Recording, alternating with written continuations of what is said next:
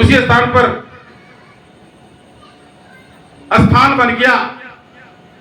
काफी दिन के बाद में, यानी घटना घटने के बाद काफी दिन के बाद में कोई एक महात्मा आए, जगदम्बा की कृपा से उन्होंने उस स्थान पर जाकर के पूजा उपासना किया। उनको ये पता चला कि ये माता जी का स्थान है। उन्हें पूजा उपासना किया, उस स्थान को जागृति किया। धीरे धीरे वहां से जन कल्याण हुआ। वीरान जंगल सुनसान, जिसको आवश्यकता दर्शन करने के लिए जाता। इसके उपरांत धीरे धीरे लोगों का कल्याण हुआ और लेना में दरबार बन गया। समय की गति के अनुसार से वहां का वातावरण बदल गया। नदी का रूप परिणित हो गया, अगल बगल निवास हो गया। काफी दिन की प्रतीक्षा के बाद यह मेरा मानव शरीर जब गया, पहली बार लेना दरबार में गया, जगदम्बा ने स्पर्श कर लिया, पकड़ लिया। लेहड़ा में दरबार बनाने के उपरांत जगदम्बा ने मेरे मानव शरीर को स्पर्श किया और तब जाकर के पचड़ुआ में दरबार बनाने हेतु जगदम्बा ने रचना का शुभारंभ कर दिया। जो इनकी इच्छा अधूरी रह गई थी, विवाह की इच्छा, इनका विवाह हो रहा है, दुल्हन बनी है, डोली में जा रही, बारात आ रहा है, लोग बाग हाथी घोड़े यानी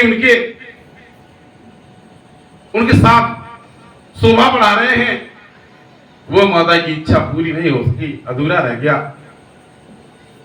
इसके उपरांत जगदम्बा महामाया ने मेरे मानव शरीर को पकड़ा और हमें पूरी व्यथा बताई। जब पहली बार माता का आगमन हुआ तो मुझे नहीं पता था, तो मेरे द्वारा बालक रूप में जाया गया था किसी कामना को लेकर के, और वहां जाने पर माता ने स्वयं पकड़ लिया, यह नहीं पता था। कुछ दिन के बाद ही पता चला कि रेणा वाली माता जी मेरे मानव शरीर पर है, उन्होंने पकड़ा है। इसके बाद जब भैया जी का साक्षात्कार हो गया, भैया जी से, और मेरे द्वारा भैया जी को माता जी के विषय बताया गया, भैया जी को विश्वास हो गया। भैया जी दरबार में गए और तब जाकर के धर्म का पन्ना पलटा और जगदम्बा माता यानी पारो माता के नाम से आई। विलाप करते हुए अपनी व्यथा को बताया। आदेश हुआ चैत्र नवरात्रि 9 दिन तक लेना दरबार में रहने के लिए। मेरे और भैया जी के द्वारा चैत्र नवरात्रि में रह करके अखंड ज्योति जला करके नवरात्रि व्रत रह करके वहां विधि विधान पूर्वक पूजन किया गया। और सर्वप्रथम जगदम्बा का आदेश हुआ सिंहोरा का, क्योंकि माता जी का विवाह सिंदूरदान नहीं हुआ था, विवाह संपन्न नहीं हुआ था। जगदम्बा का मेरे मानव शरीर से आदेश हुआ सिंहोरा का। जगदम्बा को सिंहोरा अर्पण किया गया। जगदम्बा ने अपना नाम बताया, मेरा नाम पारो है। इसका मतलब यही है, मुझे पाने के लिए रोता है, पाता है तब रोता है, रोता है तब पाता है। जगदम्बा ने कहा था, न मैं विधवा हूं, न मैं सुहागन हूं, मन बुद्धि से परे था, समझ से परे था। ऐसे जगदम्बा ने मेरे मानव शरीर को पकड़ा, धीरे धीरे पचड़ुआ में दरबार बनाए। और जब महाशिवरात्रि आया, शिव विवाह की इच्छा प्रकट हुई जगदम्बा की, तब पुनः जगदम्बा ने उस कथा को, उस यथार्थ को दर्शाया आपसे भक्तों के बीच में कि मेरी इच्छा अधूरी रह गई। अधूरी इच्छा के लिए मैं धरा पर आई हूं और मैंने इस मानव शरीर को इसलिए पकड़ा है, इसलिए प्रतिवर्ष शिव विवाह होता है, शिव विवाह संपन्न होता है। आप जाने अनजाने में पारो माता या महादेव के आप माता पिता सगे संबंधी बनते हैं, जाने अनजाने किसी न किसी रूप से आपका रिश्ता है। यानी जगदम्बा ने कई बार जन्म लिया। यह घटना, सत्य घटना घटने के बाद में कई बार जन्म लिया, किंतु बारंबार किसी न किसी कारण से अकाल मृत्यु हो जाती। इस कारण यह रचना सफल नहीं हो पाता। क्योंकि जब काफी दिन व्यतीत हो गया, जगदम्बा ने मेरे मानव शरीर को पकड़ा और मेरे मानव शरीर को दीर्घायु बनाया। इसके तत्पश्चात, क्योंकि जब जब यह मानव शरीर जन्मता और माता पकड़ती, भक्ति परिचय में मृत्यु हो जाता। जैसा कि आप भगत भी जानते हैं, इस बार भी मेरे और भैया जी द्वारा प्राण त्यागने का निश्चय किया गया था कि नदी से कूद के प्राण त्याग देंगे। उस भक्ति परीक्षण में जब प्राण त्यागने की बारी आई तो जगदम्बा ने आकर के बचा लिया कि मेरे खातिर, यानी अपने शरीर को नष्ट करने की आवश्यकता नहीं है, मेरे खातिर जीने की आवश्यकता है। अगर जियोगे मैं तेरे माध्यम से रचना रचूंगी। ऐसा ही हुआ, जगदम्बा ने बचा लिया। नहीं तो इस बार भी भक्ति परीक्षण में प्राण निकल गए होते और जगदम्बा की इच्छा अधूरी रह गई होती। इसीलिए इस दरबार में आने वाले हर आत्मा का इच्छा की पूर्ति होती है। उसे इच्छा पूछा जाता है कि तुम्हारी इच्छा क्या है। जैसे पार्वती माता की कन्या के रूप में इच्छा थे उनका विवाह संपन्न हो जाए, यानी बारात आए, माता पिता कन्यादान करे, पाव पूजे, तमाम सगे संबंधी नाते रिश्ता स्वयं उनकी सेवा में लगे। आज शिव विवाह के माध्यम से उनकी इच्छा पूर्ति होती है। और ये महामाया की माया, अब जगदम्बा अपनी उस अंतिम इच्छा की पूर्ति जो नहीं हुई थी वो मेरे माध्यम से उसकी पूर्ति हो रही है। पुनः जगदम्बा ने वचन दिया कि मैं रचना रचने के लिए आएंगी।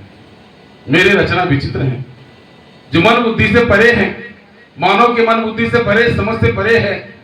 सचमुच में आज ये मेरा मानव से ऋणी है, रोम रोम ऋणी है उस जगदम्बा का। कहां से कहां पहुंचाया ये मान सम्मान, आप भक्तों का प्रेम स्नेह, ये सब जगदम्बा का ऋण है मुझ पर। रोम रोम मेरा रोम रोम ऋणी है। जगदम्बा ने वो मान दिया, सम्मान दिया, वो पहचान दिया। अगर सर भी कट जाए तो कम है। यही जगदम्बा ने जो मुझे प्रदान किया, जो ऋण मुझ पर है, यानी माता जी की पूरा सेवा, पूरा जीवन भर कई जन्म, बारंबार जन्म लेकर के भी तो जगदम्बा की अगर सेवा किया जाए तो भी कम है, वो संभव नहीं है, पूरा नहीं हो सकता। जगदम्बा ने मेरे मानव शरीर को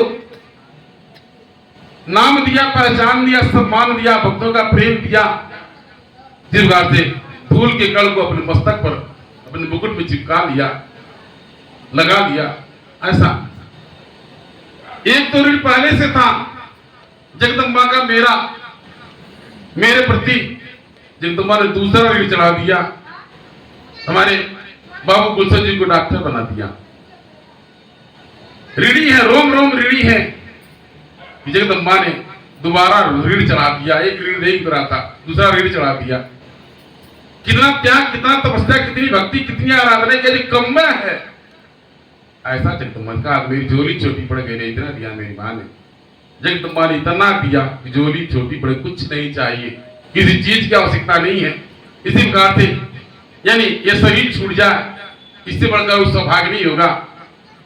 भजन में कहा जाता है कि हर सांस हो सुमिरन तेरा, यूं बीत जाए जीवन मेरा। सचमुच में इसी प्रकार से श्वास श्वास में सुमिरन करते हुए आपके चरण में मेरा जीवन अगर व्यतीत हो जा, समय व्यतीत हो जा, जीवन व्यतीत हो जा, यानी मेरा सौभाग्य होगा। आज मेरा ऐसा महसूस किया जाता है। ऋण है, वह ऋण है जिस ऋण को चुका पाना जगदम्बा की सेवा से, कर्म से, वचन से बड़ा दुर्लभ, बड़ा कठिन, नहीं संभव है। इसलिए मेरे द्वारा जगदम्बा ने ड्यूटी दिया, जो कार्य दिया, मेरा ड्यूटी जान के किया जाता है कि मेरी ड्यूटी है। जगदम्बा ने मुझे ड्यूटी दिया है आप भक्तों को समझाने के लिए, मार्गदर्शन करने के लिए, दुख समस्या सुनने के लिए, आप भक्तों को प्रेम बांटने के लिए, ब्रह्म ज्ञान विश्वास से परे करने के लिए, या फिर आप भक्तों को सद्बुद्धि सद्ज्ञान देने के लिए। यह ड्यूटी है, मेरा ड्यूटी निभाया जाता है। ड्यूटी को निभाने का प्रति किया जाता है। जिस प्रकार से ड्यूटी वाला प्रातः जब उसका ड्यूटी रहता 6 बजे से 8 बजे 10 बजे तक ड्यूटी करता है, उसी प्रकार से मेरा भी ड्यूटी है। 8 बजे के बाद से शुरू हो जाता है, उस बाद में कब खत्म होगा कोई गारंटी नहीं है। मुझे आनंद मिलता है जब भंडारा होता है, कल से यात्रा होता है, छठवीं आता है या कोई पर्व त्योहार आता है, मन गदगद हो जाता है कि माता जी आएंगी। आज माता जी मेरे द्वारे पर छठी माता के रूप में आएंगी या 9 देवी के रूप में आएंगी। नवरात्रि में मन गदगद होता है, मेरे साथ खुद धुलाई सफाई किया जाता है, पूजा पाठ की तैयारी किया जाता है, कराया जाता है भाव से। आज ज्वाला माता चल करके आएंगी मेरे आंगन में, इस तुच्छ अधम प्राणी के आंगन में। आज माता यही ज्वाला माता चल कर आएंगी, या मुंबा माता आएंगी, नैना माता आएंगी। आज ही था जो ऐसे भंडारा 9 तारीख को है। मेरा स्वयं भंडार गृह को जो भी जहां की व्यवस्था तो कुछ धुलाई समय की माता अन्नपूर्णा आएंगी मेरे द्वारे, मनता अन्नपूर्णा चल करके आएंगी। उनकी सेवा में साफ सफाई जहां तक हो जाता ना कम में है, मेरा ध्यान जाता खुद जाकर के, यानी मेरा जगदम्बा की सेवा में समर्पण रहा जाता है। ऐसा मेरा ध्यान, ये मेरा अहंकार नहीं है, जगदम्बा के प्रति कर्तव्य है, धर्म है। जगदम्बा के प्रति अगर चरण में अगर प्राण भी चले जाए तो कम में है। ऐसा आज पूर्णावती का दिन है,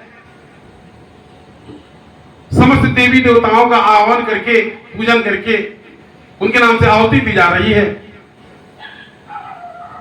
ऐसा भाव क्या माताएं आ रही हैं, देवियां आ रही है मेरी चौखट पर, मेरे द्वारे कृतार्थ करने, जीवन धन्य करने, पापों दुखों समस्याओं से मुक्त करने आ रही है जगदम्बा। इसी भाव से मेरा मन बाजबोर रहता है। एक एक करके समस्त देवी देवताओं के आह्वान करा दिया जाएगा। मेरा ध्यान बड़ा इस बार दरबार की कुल देवी देवताओं को आह्वान किया जाए, जो मेरे मानव शरीर से जिन माताओं ने, जिन देवियों ने स्पर्श किया, जिन देवियों ने, जिन माताओं ने आकर के वचन दिया, उन समस्त देवी देवताओं का आह्वान किया जाए, उनकी शक्ति को दरबार में स्थापित किया जाए, पूजन किया जाए विधि विधान पूर्वक। ये पूर्णावती कब तक चलता रहेगा इसकी कोई गारंटी नहीं है, समय का कोई प्रतिबंध नहीं है। ऐसा ही कुछ भाव भैया जी के मन में भी आता है। भैया किसी का प्रतीक्षा नहीं करते, भाव में पूजा पाठ के पहले तत्पर रहते, आरती में पूजा पाठ में यानी आगे बढ़ करके कि सम्मान के प्रति, जगदम्बा के सम्मान के प्रति हम क्या करते, जिसका राहों में फूल बिछा दे, जगदम्बा के चरण अपने आप को चढ़ा दे, ऐसा भावित होता है। तो कहने का तात्पर्य था, इसी कारण पचरुआ में जगदम्बा ने दरबार बनाए कि माता की अंतिम इच्छा अधूरी रह गई थी। अब उसी विवाह में जगदम्बा की इच्छा की पूर्ति होती है। अभी दरबार में थोड़ा चढ़ाव उतार है। उसी शिव विवाह में शिवरात्रि के दिन कई बेटियों का, गरीब बेटियों का विवाह संपन्न होगा।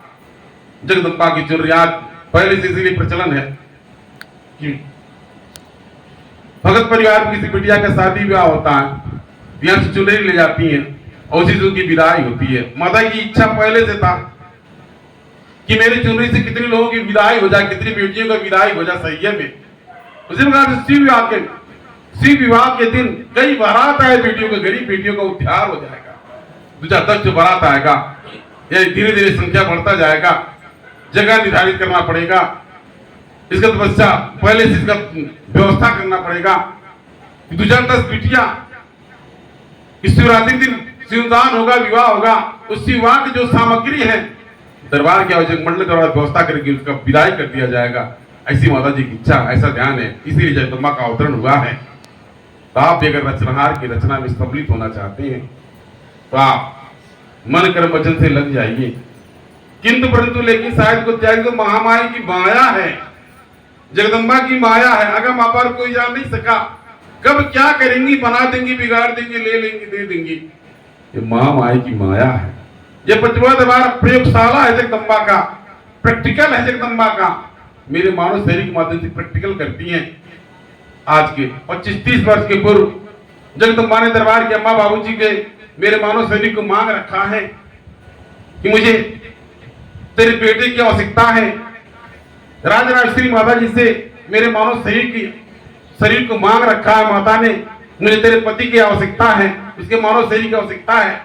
मैं इसके पैरों के माध्यम से चलूंगी, इसके नयनों के माध्यम से मैं देखूंगी, इसके हाथों के माध्यम से मैं सर्व समाज का कल्याण करूंगी, पैरों के माध्यम से, कदमों के माध्यम से चल करके समाज व्याप यानी जो कमी है, जो बुराई है, दुर्गुणता है या जो कुछ अंधविश्वास है उसको दूर करूंगी, मांग रखा है। अजय कारण है जगदम्बा को समर्पण, ये हमारा मानसिक समर्पण है। दरबार के अम्मा बाबूजी समर्पित करके यानी चरण में शरण प्राप्त करके राजराजेश्वरी माता ने अपने आप को समर्पित करके मेरे मानव शरीर को समर्पित जगदम्बा माता ही जान है।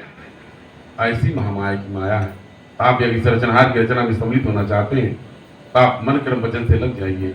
ये जो मेरे द्वारा कथा श्रवण कराया गया, ये कथा नहीं, यथार्थ है, यथार्थ है। इसके पूर्व मेरे द्वारा बहुत प्रयास किया गया कि जगदम्बा की जो सत्य घटना जो जैसे क्या घटित हुआ आपको बताया जाए, लेकिन मेरे पास शब्द नहीं रह पाते, मेरे मन में कितना करुण भाव आ जाता, मैं व्यक्त नहीं कर पाता। इसके पश्चात कम से कम में आप भक्तों को अवगत कराने का प्रयत्न किया गया। ये इसी प्रकार दरबार बना और जगदम्बा धरती पर आए। तो कैसे दरबार, यानी लेहड़ा में दरबार बना, किसके माध्यम से, कैसे, और पूरा लेहड़ा वाली माता जी की इच्छा कि पचलुआ में दरबार बना। ये रचना की रचना है। तू कहाँ भटकता है, मैं तो तेरे मन के सिंहासन पर विराजमान हूँ। जगदम्बा तो सिंहासन पर विराजमान है, मन के सिंहासन पर विराजमान है। तू मेरा ध्यान लगा, मैं तेरे विश्वास में रहती हूँ।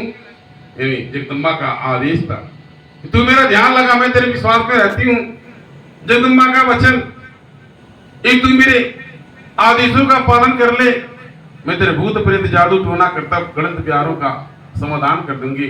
जगदम्बा का आदेश, यदि तू मेरे 9 आदेशों का पालन नहीं कर पाता तो मेरे आदेश का पालन कर, मैं उसी में प्रसन्न रहूंगी। इसलिए पचलुआ दरबार में आदेश सर्वोपरि, आदेश का महत्व है, आदेश की महत्ता है, आदेश सर्वोपरि है, आदेश ही सब कुछ है। अगर आप आदेश में हैं आपका जीवन सुधर जाएगा। अगर आप आदेश में हैं आपका कुकर्म सत्कर्म में बदल जाएगा, आपके पाप पुण्य में बदल जाएंगे, आपके अंदर सद्बुद्धि आ जाएगा, कुबुद्धि से बाहर हो जाएंगे। अगर आप आदेश में हैं, ये जगदम्बा का आदेश है। जगदम्बा का आदेश, तू मेरे चरण में अपने अवगुणों को चढ़ा, मैं तुझे अमानुष से मानुष बना दूंगी। आज कितने भक्तों ने अपने बुराई को चढ़ाया, अवगुण को चढ़ाया, अमानुष से मानुष बन गए, भक्ति मुक्ति मोक्ष को प्राप्त करके कल्याण उद्धार हो गया। ऐसी महामाया की माया। तो आप भक्तजन दरबार से लगे जुड़े, भक्ति मुक्ति मोक्ष हेतु, आवागमन से मुक्ति हेतु, कल्याण हेतु, यानी बारंबार की जन्म मरण के बंधन से मुक्ति हो, तो दरबार से लगे जुड़े। अज्ञा कृपा बरसे, आपका कल्याण उद्धार हो। जगदम्बा आपके यानी आपके अंत समय में स्वयं रथ को साज करके आए। ये कठोर सत्य है कि सबको जाना है, कोई घिसराते हुए जाता है और कोई जगदम्बा स्वयं उसको पता ही नहीं चलता। तो जगदम्बा अंत समय बहुत बढ़िया हो। यदि आपका जीवन दुखमय है, कष्टमय है, दुखमय प्रतीत हो रहा है, अगर अंत समय अच्छा है, पूरे जीवन का दुख खत्म हो जाएगा। जैसा कि आपको कथा में श्रवण किया गया होगा, कल ही या परसों बताया गया कि दुखीवा को माता जी ने दुख दे करके देखा, दुख दे करके भेजा था, पूरा जीवन दुख व्यतीत किया, सुख नहीं मिला।